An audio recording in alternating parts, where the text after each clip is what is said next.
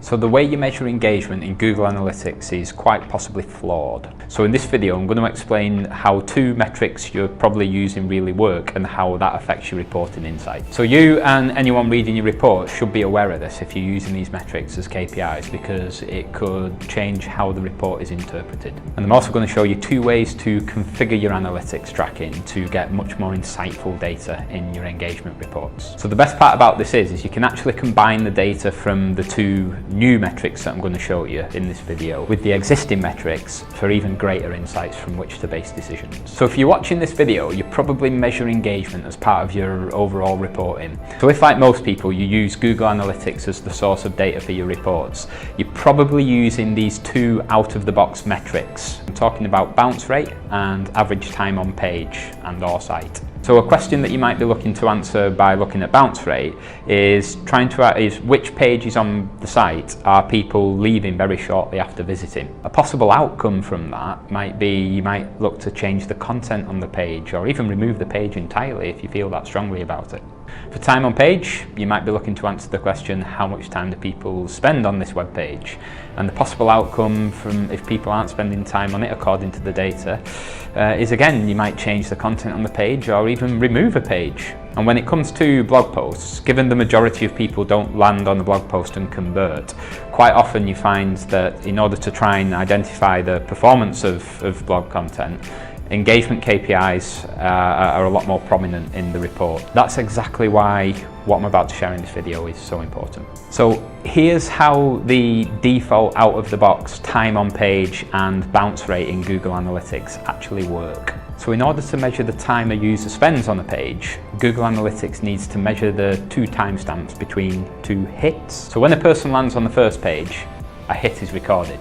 When they trigger another hit, which could be by visiting another page or triggering an event, another hit is recorded. Google Analytics measures the difference between the two timestamps to calculate the time on page. So for example, user lands on page 1 at 10 AM, they click through to page 2 at 10:05 AM, and they click through to page 3 at 10:08 AM, and then they leave.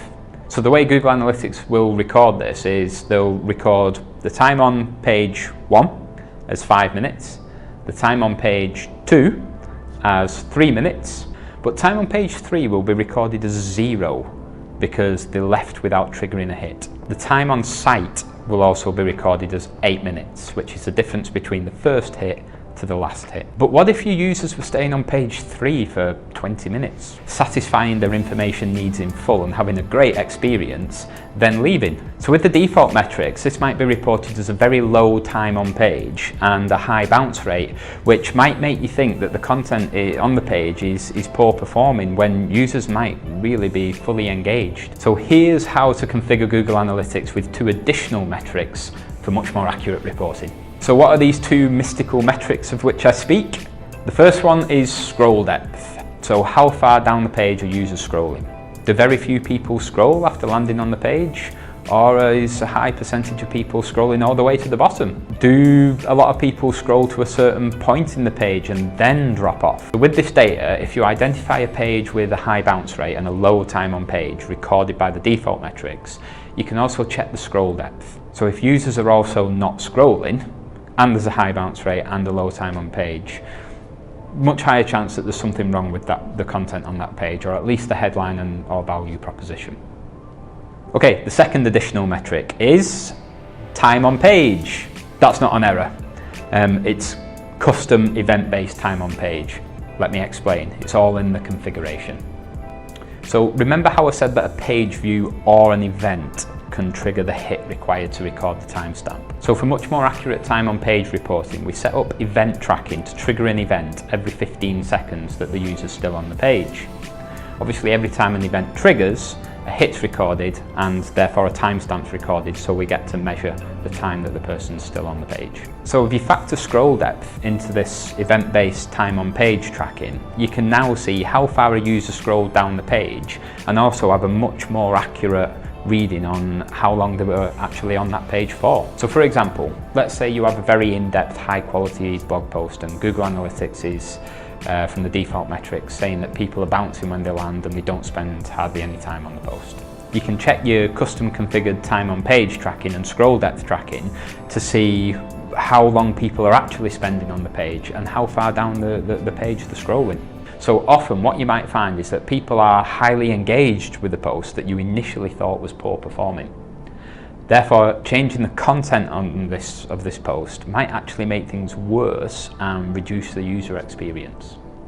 Now, if they're not taking action or clicking through to other pages after engaging with the content on that page, then you might have a bit of work to do, but that's for another video.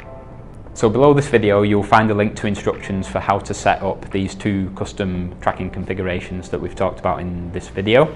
So get it configured, give it a little bit of time to collect some data, then include it with your engagement metrics in your next report for much greater accuracy and insights which you can base decisions from. So that wraps up today's video. As always, if there's any topics that you'd like to see us covered in the future video, please feel free to reach out to us because we're always open to suggestions. And don't forget to subscribe to the channel below. All right, have a good day.